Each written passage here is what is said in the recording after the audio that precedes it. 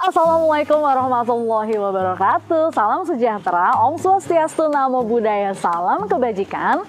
Pembelajar hebat channel Coach Prim, terima kasih telah menjadi penonton setia channel ini. Selamat datang kembali di channel Public Speaking, Motivasi, Self Development, dan Leadership, kebanggaan kita semua. Apa kabar? Semoga dalam keadaan baik. Hari ini saya menyambut Anda kembali dengan penuh antusiasme. Topik kali ini sangat menarik karena merupakan salah satu cara meningkatkan mindset dan kualitas hidup Anda secara signifikan. Sebelum saya share, silakan untuk like, subscribe, dan aktifkan loncengnya sebagai bentuk dukungan Anda untuk bertumbuhnya channel ini. Terima kasih.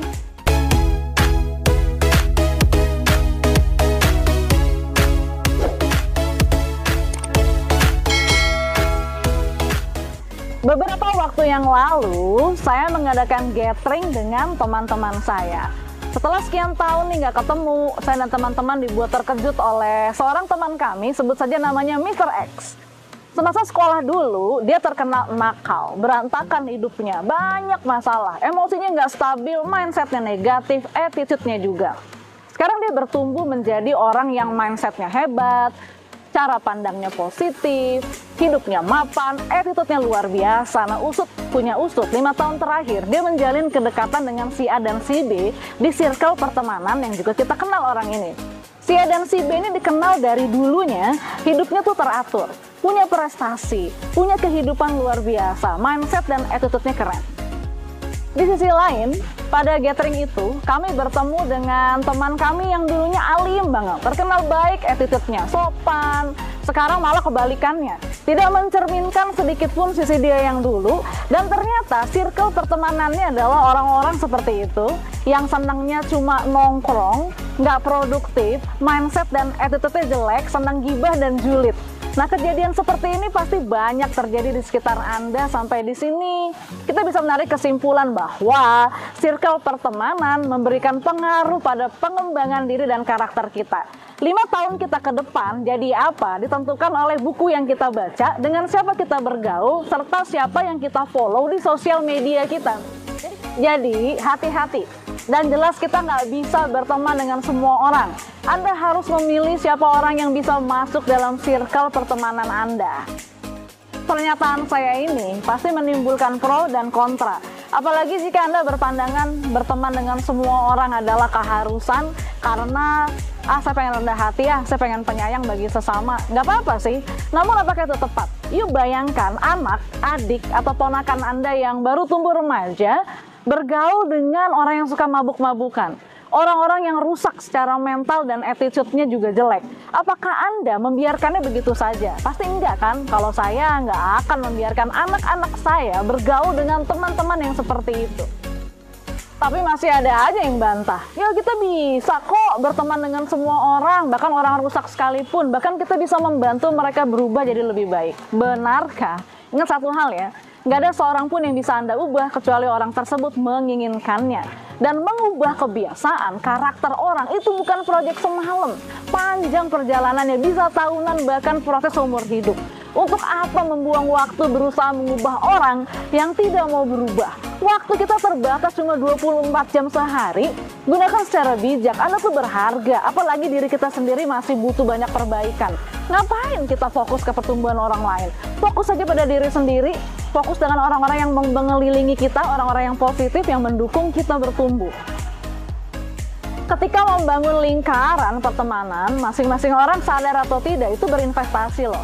Misalnya investasi waktu dan uang, walau hanya sekedar untuk ketemuan, ngobrol, ngopi, jalan-jalan, hahihi, dengar curhatan.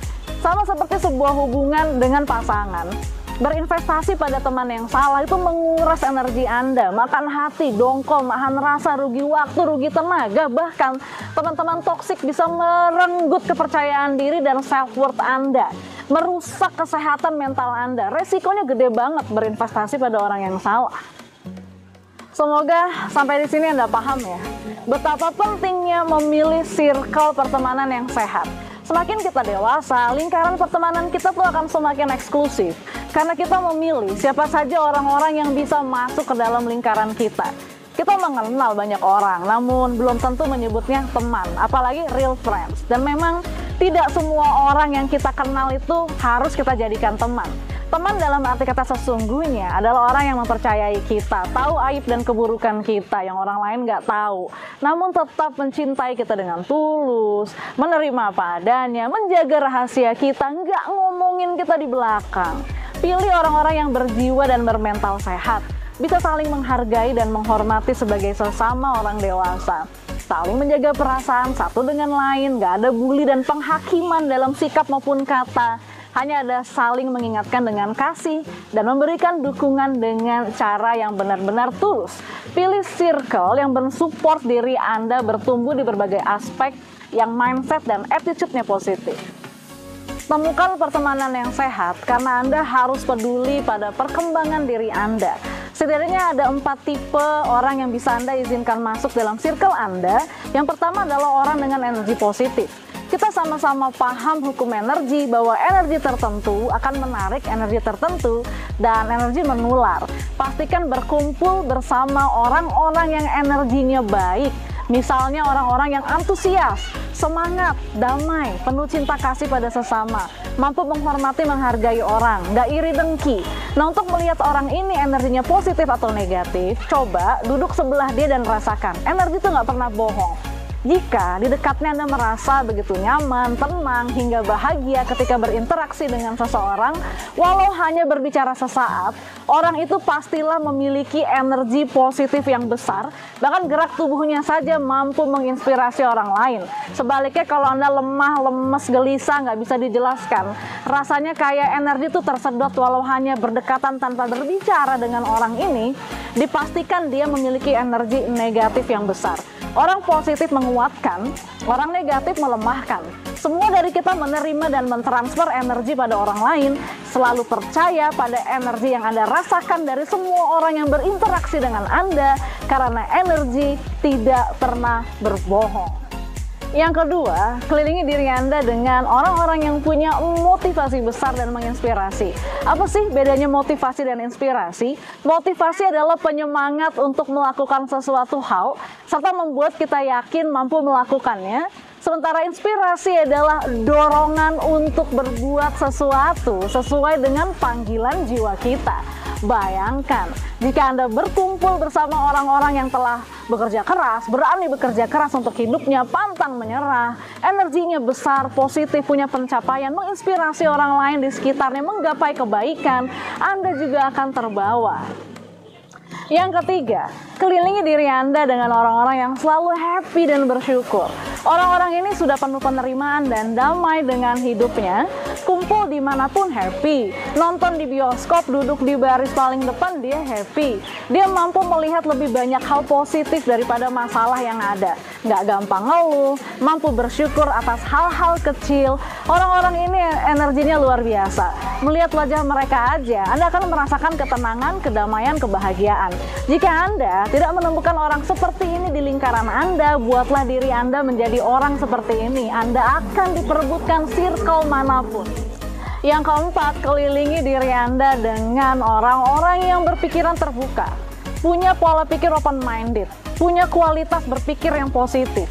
Pasalnya, pola pikir ini bisa membawa beragam manfaat baik bagi yang memilikinya maupun lingkungan sekitarnya. Open-minded adalah kemampuan untuk berpikir secara terbuka terhadap berbagai macam ide, gagasan, informasi maupun argumen. Kemampuan untuk berpikir terbuka akan membantu Anda lebih kritis, rasional, dan menemukan solusi atau pemecahan masalah yang lebih tepat. Orang-orang ini membuka diri untuk memperluas wawasan dan pengetahuan, nggak ngejudge orang, lebih senang bicara ide daripada gibah dan julitin orang. Biasanya mereka rajin baca buku pengembangan diri, datang ke seminar, ke kajian. Mereka bertumbuh secara mental, psikologis, dan spiritual. Bayangkan apa efeknya bagi Anda berada di circle ini. Selamat bertumbuh dengan memiliki circle pertemanan yang tepat. Lihat 5 tahun ke depan Anda akan jadi apa yang terjadi dengan kehidupan Anda. Demikianlah sesi sharing hari ini. Pada video selanjutnya saya akan mengulas topik inspiratif lainnya seputar dunia public speaking, motivasi, self-development, dan leadership. Pastikan Anda sudah mengaktifkan loncengnya agar mendapat notifikasi tentang konten terbaru saya. Yang baru hadir dan kenalan dengan Coach Prim pada hari ini, silakan untuk subscribe, like, dan share video ini agar manfaatnya menjangkau banyak orang. Saya Primi Putri Suryatmaja pamit undur diri. Sampai jumpa pada video selanjutnya. Terus semangat meningkatkan diri menjadi versi terbaik dirimu.